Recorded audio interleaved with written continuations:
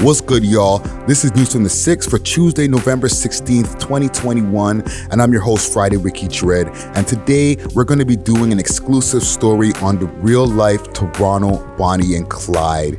Now, this is a story that I picked up from the Toronto Star via the writer Betsy Powell, who's been doing great work over there at the Toronto Star on this crazy story of this murder that has gone down back in 2018 of Abigail Elliott and this crazy love triangle that has been going on between the three of them. Okay, now before we get into the story here, for the people who are watching on YouTube, I want you to make sure to hit that subscribe button, make sure to like this video, make sure to leave your comments below and let me know what you think about this crazy story that I'm about to tell right here, and make sure to share this story to a friend. Okay, also this episode here of News from the 6th is sponsored by Manscaped and the Lawnmower 4.0. Okay, Manscaped, who is the best in men's below-the-waist grooming champions in the world. Manscaped offers precision-engineered tools for your family jewels, and they just launched the 4th-generation trimmer, the Lawnmower 4.0. So join over 4 million men worldwide who trust Manscaped with the exclusive offer for you of 20% off and free worldwide shipping when you use the code WeLoveHipHop at manscaped.com.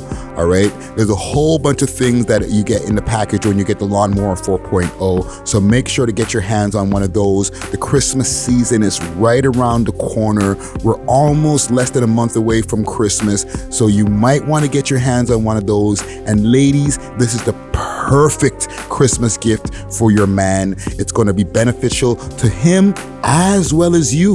Okay, so make sure to get your hands on the Lawnmower 4.0. You know, it has a guard lengths on that of 1 through 4, so you're not going to get any nicks, you're not going to get any ingrown hairs after. There's a 4000K LED spotlight that goes on and off that helps you for a more precise shave. So make sure to join the millions of people who are happy already with the Lawnmower 4.0. You can get 20% off plus free shipping with the code WeLoveHipHop at manscaped.com. Again, that's 20% off and free shipping with the code WeLoveHipHop at manscaped.com. Your balls will thank you. Also, I want to give a big salute to Canopy Deliveries, who are always keeping me nice. I got some nice bud from them right now, and you know, I'm super toasty off of that. But you can get toasty too if you hit them up on their website, canopy.ca. They'll give you a discount when you mention We Love Hip Hop, as well as delivery under 2 hours anywhere in the GTA. So hit them up, canopy.ca. That's CANNABEE, like the bee, Bizz, and go get your buzz on at canopy.ca. Like I said, mention We Love Hip Hop and they'll give you a discount on the shatter, the bud, the grabber, any of the different products that they got available for you. All right, but let's get into this news story here. And like I said, big salute to Betsy Powell, who put this story together, and she's been following this court case very closely in regards to the real Toronto Bonnie and Clyde. Now, who's that? Now, from what I'm reading here in this article, the people in question are David Obregon Castro and his girlfriend, Sarah Lopez Iglesias. Okay, they've been charged with the alleged murder of Abigail Elliott. Now, this happened back in 2018. Abigail Elliott was stabbed to death on her balcony in her annex apartment. Okay, and this is after a dispute between Castro and Iglesias and Abigail, or let's call her Elliott, in this incident, a crazy love triangle. Okay, now from what I'm reading here in the article, they had really similar backgrounds, being David Obregon Castro and Sarah Lopez Iglesias. You know, they both came from Ecuador. You know, they met when they were 15, but then reconnected when they were in their 20s. They both shared turbulent upbringings, as well as both having Latino Latino backgrounds, of course. Castro, he moved around from shelter to shelter in group homes and turned to a life of drug dealing along the way. And with Lopez, she had a crazy childhood.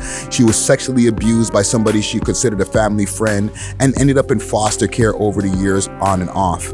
Now, they both kind of went separate paths over the years, and Lopez Iglesias ended up getting her college diploma and ended up becoming a youth worker, while Castro started getting deeper and deeper into the streets. They still ended up getting into a relationship along the way, and over the years, it is said that the relationship was kind of toxic because Castro was always cheating on Iglesias over and over and over again, from what they're saying in this article here. And eventually everything came to a head when Iglesias, she went on a trip to Mexico, and when she came back, it came to her attention that she was cheated on once again when she received some pictures from the deceased Abigail Elliott. Now, in these pictures, what they're saying in the article, she said that it is said that the pictures that was sent to her were pictures, dick pics from Castro that Castro was sending over to Abigail Elliott. Okay, I guess she blew up the spot, like, look at what your man is sending me. Your man is sending me all these dick pics. And eventually Lopez Iglesias had enough. Okay, the two women had a big confrontation in a parking lot. There was a big fight where Iglesias and Elliott knuckled up with each other, and eventually Abigail Elliott got the best of Sarah in that fight. She got her chain snatched, and a whole bunch of different things happened in that fight. And here's the crazy thing about this whole story right here. They're saying right now that the accused technically kind of admitted to the murder through a jailhouse letter that they sent to each other. Okay, this is where the love triangle gets a little more crazy. Man is sending letters to his girl, and from those letters, they're trying to say in the courtrooms that he admitted his guilt in those letters by saying, I'm sorry for the wrong things that I've done. Now, let's go a little bit deeper into the story before we even get to that part there, because that's where the things start getting a little bit sticky. It can be a point of contention in court to see whether, they're going to be able to prove Castro guilty. Okay, as well as Lopez Iglesias, okay, because they're both on trial for first-degree murder in this case right here. So also, what ended up happening, and I'm going to get into the part here where there was an alleged shooting at the time as well. Now I'm going to go back to the article here in regards to the physical confrontation that happened here, and via the Toronto Star article, it says here, Elliott sent Lopez Iglesias a dick pic that Oregon Castro had shared with her.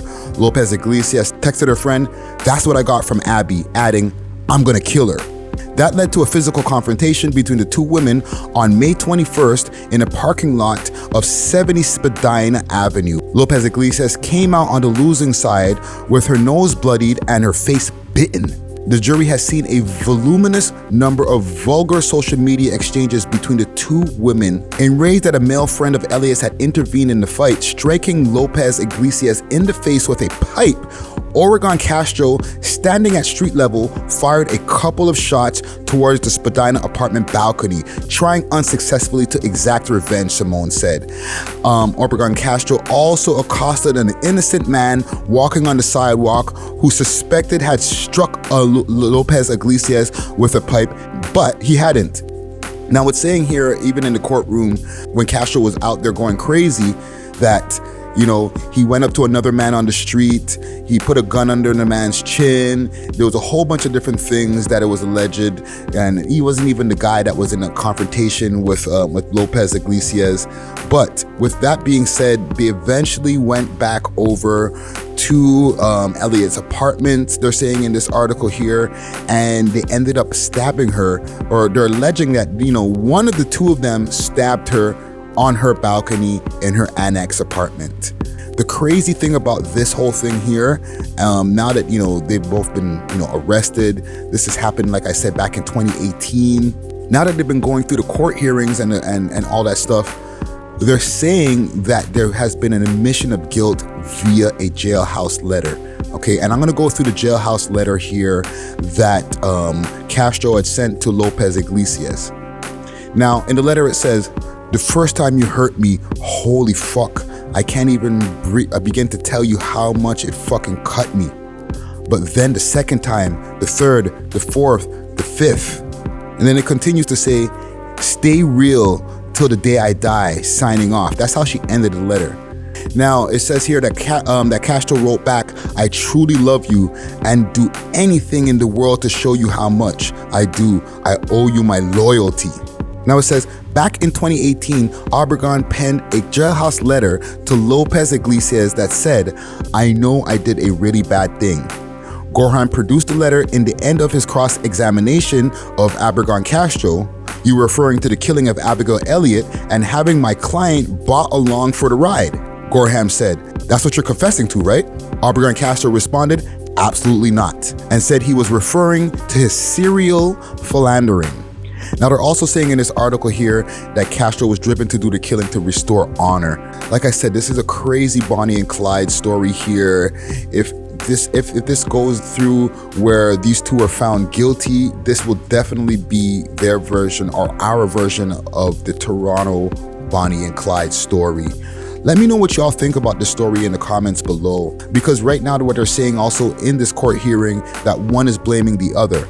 Now, dude is not saying exactly that Lopez Iglesias killed Abigail Elliott. However, he's saying that he didn't. Okay, and I guess on the other side here, on Lopez Iglesias' defense side, they're saying that she didn't do the killing and she's actually pointing the fingers back over there at Castro, okay? But while this is all going on in the courtroom where they're pointing fingers at each other, they were still writing jailhouse letters to each other professing their love, okay? So this is a crazy love triangle went wrong, as well as a Bonnie and Clyde story of the two that are still keeping their love strong together while they're both going through their legal proceedings. Now let me know what y'all think about this in the comments below. Crazy story. You know, big salute to the Toronto Star and Betsy Powell for this story right here. And I'm gonna keep you up to date via the podcast. I know this is not, you know, the usual hip hop thing that we usually cover here, but you know, this is just something that I was reading through and I was like, this is happening in Toronto? Wow. So like I said, let me know in the comments below what y'all think of this. Okay, the best comment will get pinned to the top. And like I said, we will definitely be keeping you updated on what's going on with this case. Now, for anything else, make sure to hit me on all my social media platforms at FridayRickyDred, that's D-R-E-D. You can hit us up on our website, welovehiphop.ca. If you need to book some time in the studio over here to do a podcast, any type of content piece, or if you want to have an event over here, we do a lot of different events over here at the Visionary Art Center. You can hit us up on our Instagram address, Visionary Art Center. Okay, that's on Instagram. Make sure to hit us up. We're booking time every month and the days go quick. Okay, so Visionary Art Center on Instagram. This is News from the 6, where we hit you with that real Toronto shit, and I'm off this. Deuces.